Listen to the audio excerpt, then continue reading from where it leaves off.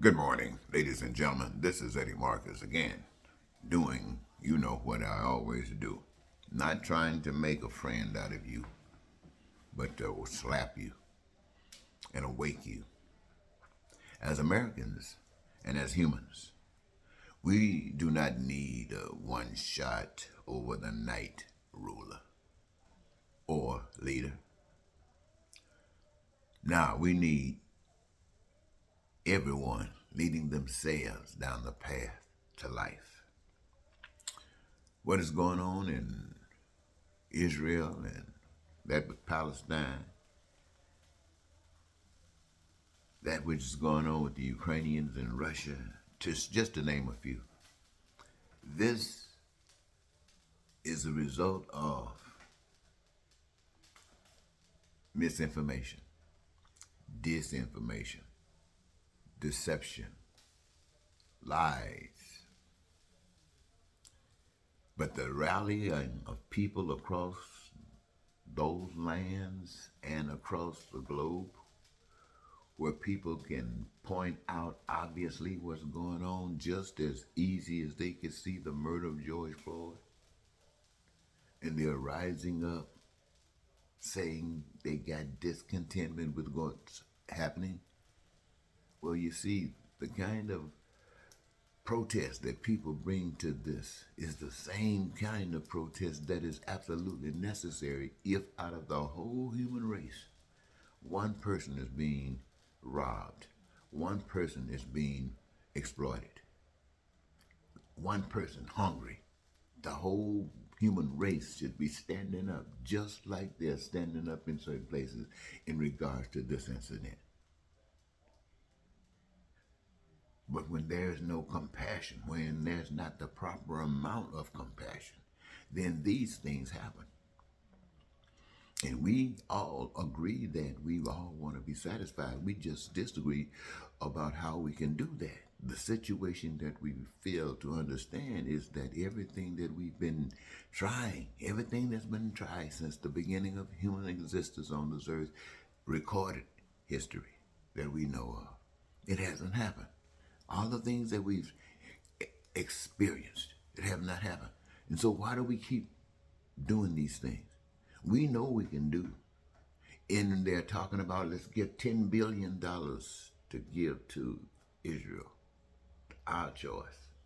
Doesn't resolve a problem. It's just taken aside and then using what you got to manipulate and control and make and force rather than change.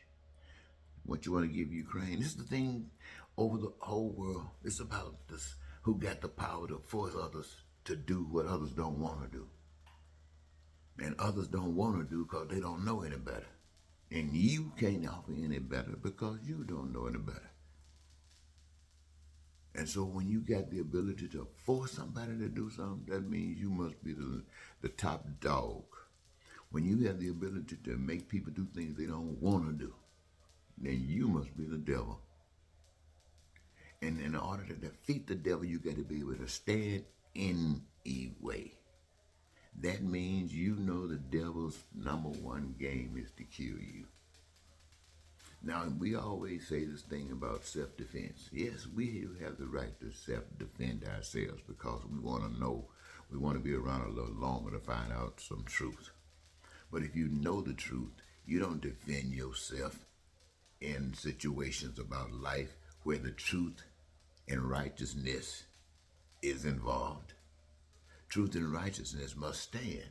And if someone comes to kill truth and righteousness, then it is not by taking your life that they kill truth and righteousness. They kill truth and righteousness when you, because you don't know the truth, decide to change what you were advocating so you can say you don't want to die. So you had a face to face situation with death, and you chose to deny truth and righteousness because you didn't know that killing you was the key that opened the door to life for you immediately And for so many of those who observed and witnessed what took place, who have the heart and the spirit to receive it. So I'm not saying, ladies and gentlemen, that what's going on in these war zones is something that each of us say, what are we going to do? Where we stand. It's just like in America. I say America because that's where I am. It's just like saying I'm a Republican, so I'm going to stand with them. Or saying I'm a Democrat and I'm going to stand with them. It doesn't matter who you choose to stand with. The problem still exists.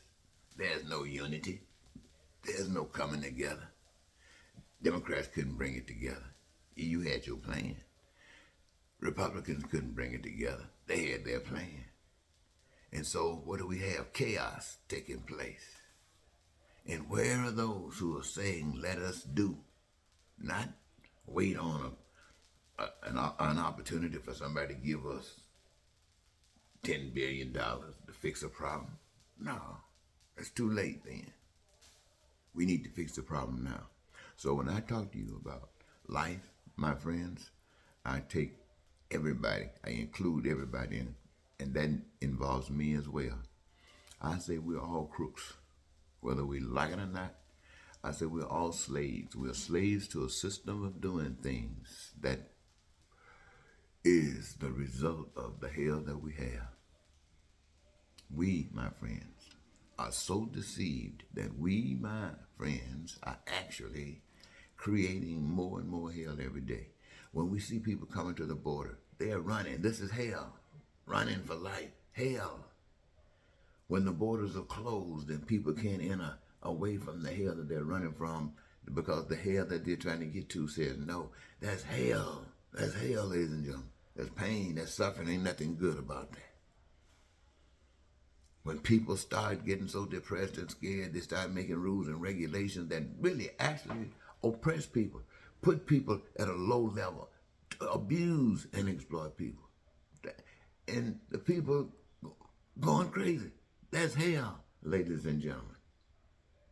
And when people say, well, I got the wherewithal, I've amassed what is necessarily important, money, so I can buy your obedience.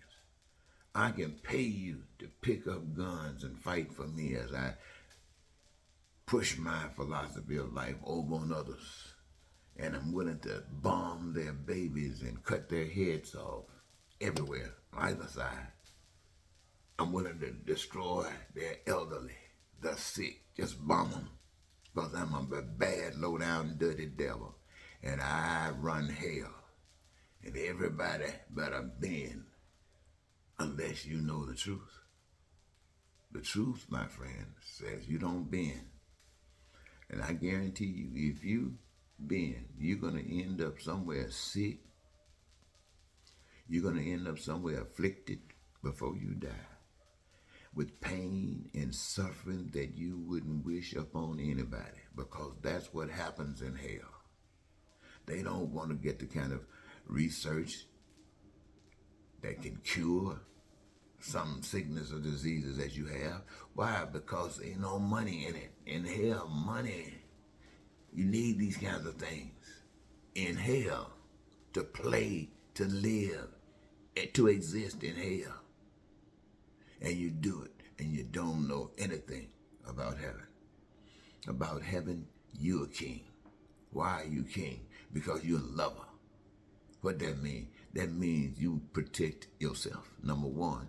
And the only way you can protect yourself is all of the other people on earth shielded from any desire to harm you. Why? Because you're a big ball of love. You're not in their way. And your being alive is fantastic for them and their lives. This is a different kind of thing.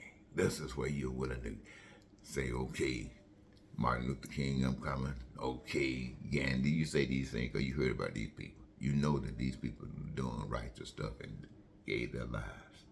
And you know, hey, all these demonic folks going to war, stuff like that, don't give a stink about anybody.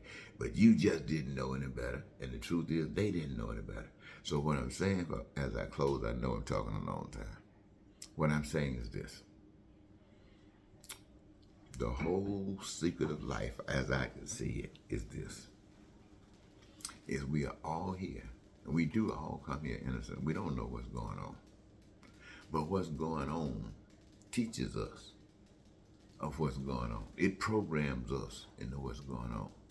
It programs us into thinking what is right and what is wrong. It programs us into all of the things that we as human beings are about. And that's what we are. Unless something happens in our lives. I don't know what that is, ladies and gentlemen, because it could be different for different people. But something happens that causes us to question. Some people said they took a puff off a joint, off a reefer, and it woke them up. Some people say they got hurt so bad they felt like killing themselves. All kinds of excuses for why people do the things that they do. But what I'm saying to you, ladies and gentlemen, that is what it's all about. And every now and then, someone's receiver picks up the signal about life, picks up the signal about righteousness, picked up the signal about an invisible power you can't see. I call it God. And I guess what I've been trying to do for the past 40 years is to say to you, ladies and gentlemen, that this takes a miracle. To live takes a miracle. To live, you got to be willing every day, all times, a way of life to stand up against evil. And evil is the way of the world. All you have to do is look around. If there's any pain, if there's any suffering, if anybody's going through anything, even if you're not, you're in hell. Because that must go.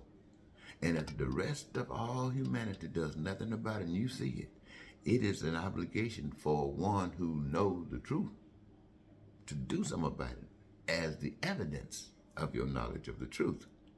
If you say you know the truth and you walk around even act contrary to it, you're, Lord have mercy. That's what they say, this unforgiven sin. Why? Because you're going to suffer. You're going to suffer the same benefit of any pain and suffering of those that didn't know, had to go through. So I want you to know there's a God. Nobody on earth is more important than you. No one on earth is any less important than you. Everybody on earth benefits from being here on earth. Everybody on earth comes and they bring something that they can give to humanity, give to the earth, in fact. And in so doing, with the right guidance, I'm not talking about deception. I'm not talking about that stuff that causes hate and racism and bigotry. I'm talking about that stuff that causes peace and prosperity and freedom and joy and happiness, and your dreams come true, your needs, your wants, and your desires met at your leisure. That's what I'm talking about. And ladies and gentlemen, yes, I've been doing it for 40 years. I got about 500 people who say, I'm listening to you, I'm watching you, I'm hearing you, but every other day I see them dropping off. But see, that's because I am trying to tell you the best way I know how about life. And apparently it's very difficult for some people. And I understand that. Hey, I can start speaking parlez-vous français, and you may never know what that meant when somebody else might. So I want to say thank you so very much, ladies and gentlemen, for giving me this your time. This is kind of early in the morning. It's around 3 something. I was lying down trying to sleep, and I'm thinking about how comfortable life could be and how it isn't. And it makes me, you just can't, hey, how can you just do nothing? How can you just go along with the rule, just don't rock the boat because it's easier for you to do that than to stand up and your kids pay for it? Darn, I hate it to see grown men, grown women walking around skinning and grinning, and the world is hell. Well, then I realized they don't speak French. They speak English. Thank you, ladies and gentlemen.